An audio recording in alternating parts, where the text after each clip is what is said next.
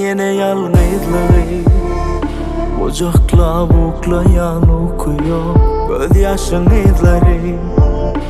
Yastıkta kuraya çare yok Azgalı dövülmeni ya da güçlü görünmeni Neme sebep oldu senin taş yüreğe vurulmeni Hiç daha düşünmeni kahar allı düşüncemi Yitirmekten çekinmeni kimedi yalnız ya Bir de bolunun vacip del Gelli sen barardım sol fırsatta Senin yüreğin razı del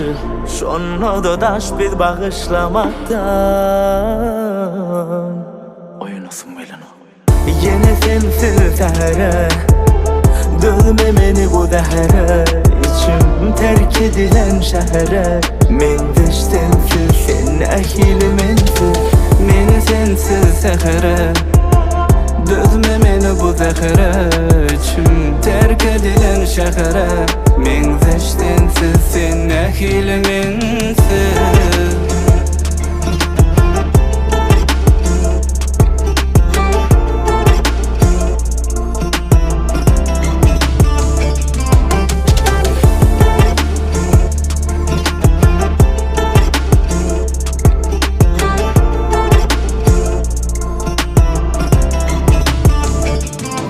Yağdayımı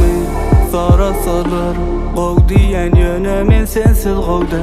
Aytmasamam, ağlasamam Sen duyordun yöne hiç kim senler Ağalı dövülmeme ya da güçlü görünmene Neme sebep oldu senin taş yüreğe övülmene Hiç daha da düşünmene kahar allı düşüncemi Yitirmekten çekinmeni kimir yanlış ya Oyunasın belin Meni sensiz sehere Dözme beni bu zehre İçim terk edilen şehre Men sensiz sen ehilimensiz Yine sensiz sehere